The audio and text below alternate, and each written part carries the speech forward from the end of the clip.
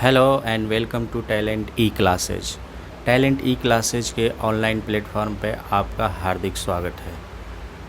आज हमारे साथ बैठे हुए हैं आलोक कुमार, जो कि 2018 बैच एएलपी में सेलेक्टेड हैं।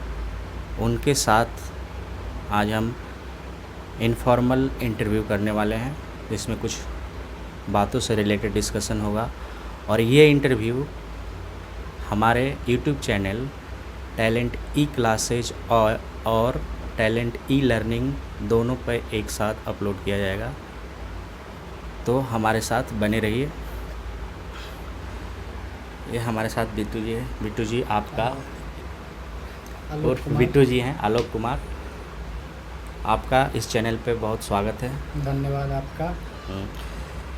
आप हमारे चैनल के साथ जुड़े हैं। आज आप 2018 बैच में चंडीगढ़ बोर्ड में सेलेक्टेड हैं एएलपी में। तो हम बताइए कि आप अभी कहाँ हैं, कहाँ ट्रेनिंग चल रहा है आपका, आप कैसे सेलेक्ट हुए, एग्ज़ाम कैसे दिए, क्या क्या हुआ, उसके बारे में थोड़ा बेसिक इन्फॉर्मेशन दीजिए। बताइए। थैंक यू पवन जी, अपने यूट्यूब चैनल पे हमें भी समय देने के लिए। मेरा सिलेक्शन एएलपी 2018 बैच में हुआ और ज्वाइनिंग हमने 2019 अक्टूबर मंथ में की।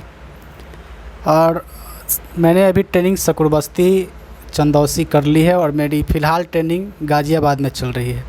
ये ट्रेनिंग कितने दिन तक चलता है? ये ट्रेनिंग करीब दिल्ली बोर्ड में खासकर 6 महीने की है, और कहीं भी 3 महीने में भी करवा देते हैं, लेकिन दिल्ली बोर्ड में खासकर 6 महीने की होती है। उसके बाद ट्रेनिंग के बाद आपका पोस्टिंग किधर दे सकता है, ये आपको पता है? ट्रेनिंग के बाद हमारी पोस्टिंग अभी गुड्स जगह पे ही होगी, जैसे कि गाज़ियाबाद, सकूरबस्ती, तुगलकाबाद पे। लेकिन अभी जो हमारी स्टाइपेंड लॉबी है वर्तमान में जो है गाज़ियाबाद है। क्या ये ट्रेनिंग पीरियड के दौरान आपको सैलरी क्या मिलती थी?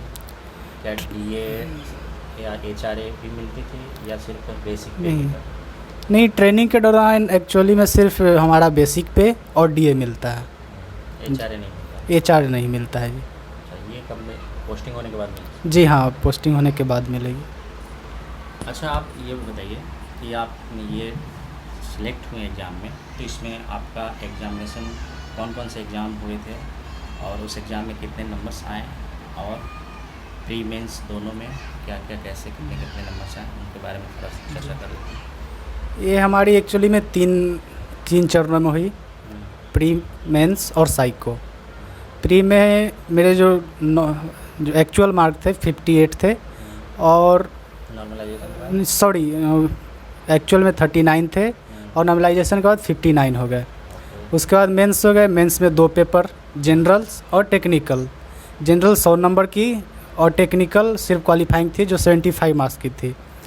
तो जनरल में मेरे आए 58 और नॉर्मलाइज करने के बाद 72। टेक्निकल जो कि क्वालिफाइंग था 35 नंबर पे, मेरा 39 था और करने के बाद 58 हो गया। और इसके बाद फिर साइको हुआ, और टोटल मिला के जो जनरल थे उसमें 70% का, और टेक्निकल थे साइको थे उसके 30% का, मिलाकर 72 ओवरऑल नंबर आया, जिस पे मेरा सिलेक्शन हुआ। ओवरऑल रैंक कितना था चंडीगढ़ बोर्ड में? चंडीगढ़ बोर्ड में 1400 समथिंग जो सीट थी, उसमें मेरा रैंक था 453 जी। ठीक है बिट्टू जी, तो हम आगे आप बताएंगे कि आपके फैमिली बैकग्राउंड कैसा है, आपके पिताजी क्या करते हैं, और एजुकेशन क्वालिफ़िकेशन क्या है, आप कहाँ तक पढ़ाई किए हैं, इसके बारे में थोड़ा सा चर्चा कर लेते हैं। मेरे फादर फार्मर्स हैं, मम्मी हाउसवाइफ है, और मैंने अपना एजुकेशन जो 10th था पुनपुन पटना के पास नज़दीक है, वहाँ से की। उसमें मेरा जो मार्क्स था 80.4 था। उसके बाद 10th में? हाँ जी, 80.4 था। और उसके बाद मैंने अपना बड़हमी 12th college of commerce Patna से किया। फिर इसके बाद मैंने डिप्लोमा की मैकेनिकल इंजीनियर से। क्या है गवर्नमेंट? जी हाँ, मैंने गवर्नमेंट से ही की, और उसमें मेरा जो मार्क्स था 75.6 था। इसके बाद मैं फिर तैयारी करने लगा, और फिर बीच में मैंने अप्रेंटिस भी किया था IOCL से। अच्छा, तो मैंने 3 महीने ही करके छोड़ दी थी। मैंने आगे करने का इरादा नहीं किया, जो और उसी समय एलपी का भी आ गया था फॉर्म, तो मैंने अप्रेंटिस करना वहीं पे छोड़ दिया था। तो क्या अप्रेंटिस के दौरान भी सैलरी दी जाती है? जी हाँ, अप्रेंटिस के दौरान सैलरी दी जाती है, बस 14,000 समथिंग मिलता था बस। ओके। ये आपका फर्स्ट चांस में क्लियर हुआ था? हाँ, ये मैंने फर्स्ट चांस में क्लियर किया। ओके, चलिए इस बातचीत को आगे बढ़ाते हैं। आप एएलपी की तैयारी में क्या कोचिंग की भूमिका होती है या नहीं, ये आप ज़रा बताइएगा। और क्या सेट प्रैक्टिस क्या रोल अदा करता है इस तैयारी के दौरान? कितना कारगर है सेट प्रैक्टिस करना, और क्या क्या सिर्फ थ्योरी पढ़ के भी क्लियर किया जा सकता है या नहीं, इसके बारे में थोड़ा सा चर्चा कर लीजिए। सर, एलपी की तैयारी में कोचिंग की भूमिका वो आप पे डिपेंड करती है। अगर आपको लगता है कि मेरा जो पोर्शन है जहाँ अब हमको फोकस करना है, अगर आप खुद कर सकते हैं तो आप सेल्फ स्टडी कीजिए, आपको बेटर स्टडी। लेकिन कोई कोई पोर्शन ऐसा होता है जो आपको समझ में नहीं आता हो या किसी से आपकी मदद लेनी पड़ती है, तो इस स्थिति में आप कोचिंग कीजिए। कोचिंग करने में कोई दिक्कत नहीं है, बशर्ते आपको सेल्फ स्टडी में ज़्यादा समय देना पड़ेगा। और बातें रही सेट प्रैक्टिस की, तो सेट प्रैक्टिस आपको बहुत बहुत महत्वपूर्ण काम करेगा। और सेट प्रैक्टिस आप डेली एक कीजिए, ज़्यादा नहीं। अगर ज़्यादा करेंगे तो बहुत दिक्कत नहीं, लेकिन ज़्यादा करना भी अच्छा नहीं है।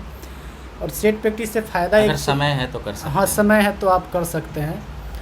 और सेट प्रैक्टिस का सबसे अच्छा फ़ायदा मुझे लगा कि अगर आप जो सेट प्रैक्टिस करते हैं, जो उनमें आपको क्वेश्चंस मिलते हैं, तो आपको देख के पता चलता है कि मेरा ये पोर्शन कमज़ोर है या ये सब्जेक्ट मेरा कमज़ोर है, मेरी कमज़ोरी कहाँ है। हाँ, सेट प्रैक्टिस के दौरान आपको ये पता चलती है। उसको इम्प्रूव कैसे आप इम्प्रूव कैसे करेंगे, आप दोस्तों की मदद ले सकते हैं, दोस्त की मदद ले सकते हैं। तो सेट प्रैक्टिस करने का ये महत्व होता है। यानी सेट प्रैक्टिस से हमारा बेसिकली हमारा क्या कमी है ये कमी पता लगता निकलती है। जी हाँ, उसको हम इम्प्रूव कर सकते इम्प्रूव हैं कर सकते पहले हैं। से ही, हाँ, और उस सेक्शन को मजबूत बना मजबूत सकते बना हैं। सकते हैं। जी। ठीक है आलोक जी, तो अब हम आगे बढ़ते हैं। आप बताइए कि अब स्टूडेंट को आप क्या सजेस्ट करना चाहिए, क्योंकि अब जो नया एजुकेशन सिस्टम आया है और नई एग्जामिनेशन पॉलिसी हमारे गवर्नमेंट ने लॉन्च की है, एनआरए और सीईटी, नेशनल रिक्रूटमेंट टेस्ट और कॉमन एलिजिबिलिटी टेस्ट, जो कि ऑल ओवर इंडिया बेसिस पे कराई जाएगी, जो कि प्री लेवल का होगा, जिसका स्कोर कार्ड 3 साल तक वैलिड होगा। तो अब स्टूडेंट के सामने क्या चैलेंजेस फेस करने को मिलेगा, इसके बारे में थोड़ा सा आप चर्चा। जी, थैंक यू। जो नेक्स्ट तैयारी करना चाहते हैं एलपी के लिए, वो मेरा सजेशन यही है कि आप बेसिक जो टेक्निकल है उन पे ज़्यादा ध्यान दें। आपको इंग्लिश पढ़ना पड़ेगा, क्योंकि जो एनआरए आ गया है इसके कारण इंग्लिश तो आपको पढ़ना ही पड़ेगा, खासकर रेलवे के लिए भी। बैंक एसएससी के लिए तो था ही। जी। और अब कंपटीशन भी थोड़ा हाई हो गया है, क्योंकि पूरे कंपटीशन ऑल ओवर भी है। इंडिया बेसिस पे होगा। पहले जी। क्या होता था कि रेलवे में जिस बोर्ड से अप्लाई किए हैं उस बोर्ड पे प्री का मार्क्स भी डिसाइड करता था, जी। लेकिन अब ऑल ओवर इंडिया बेसिस पे होगा। वो मेंस में डिसाइड होगा कि आपके बोर्ड में कितने बच्चे अप्लाई किए हैं, वो मेंस के एग्ज़ाम में डिसाइड होगा। जी। ठीक है, चलिए अब आगे हम सेक्शन को बढ़ाते हैं। आप इस तैयारी के दौरान, आप इस गवर्नमेंट जॉब के प्रिपरेशन के दौरान आपको क्या क्या चैलेंजेस फेस करने पड़े, क्या क्या डिफ़िकल्टी हुआ, उसके बारे में थोड़ा चर्चा कर लेते हैं। क्योंकि जनरली स्टूडेंट को क्या होता है, बहुत सारे चैलेंजेस फेस करना पड़ता है, इकोनॉमिकली के साथ साथ और भी बहुत कुछ होता है, फैमिली मैटर भी रहता है। तो क्या आपके साथ भी था ये सब? जी पवन जी, मेरे साथ भी ऐसा हुआ था। डिफ़िकल्टी तो हर कोई को फेस करना पड़ता है। एक्चुअली मैं मतलब बहुत ही गरीब परिवार से हूँ। मेरे पापा खेती करते हैं, मम्मी तो हाउसवाइफ ही हैं। तो खासकर इकोनॉमिक मतलब जो पैसे की जो आर्थिक जो तंगी होती है, इसमें बहुत ज़्यादा हमको फेस करना पड़ा। इसके लिए मैं ट्यूशन भी पढ़ाता था, फिर मैंने कहीं कहीं मॉल में भी काम किया, और फिर मैंने जो शादी ब्याह होते हैं उसमें कैटरिंग का भी मैंने काम किया है। तो इन सब को करके मैं मतलब इकट्ठा करता था पैसा, क्योंकि घर से तो उतना जुटा नहीं पाते थे। और ये इकोनॉमिकल खासकर ज़्यादा प्रॉब्लम होता है, इससे मतलब मेंटली प्रेशर होता है, बिल्कुल। बिल्कुल होता है, लेकिन आपको धैर्य रखना पड़ेगा, क्योंकि धैर्य सबसे बड़ा चीज़ है। विवेकानंद भी कहा है कि धैर्य बनाए रखिए। ओके। तो डिफ़िकल्टी फेस करना पड़ता है। ठीक है, हमारे साथ बच्चों के साथ जुड़े, इसके लिए बहुत बहुत धन्यवाद आपका इस चैनल जी। पे आने के लिए। थैंक यू आपका भी। All the best for future, thank you. और आगे की लाइफ आपका बहुत मंगलमय हो, इसकी कामना करता हूँ। Thank you very much.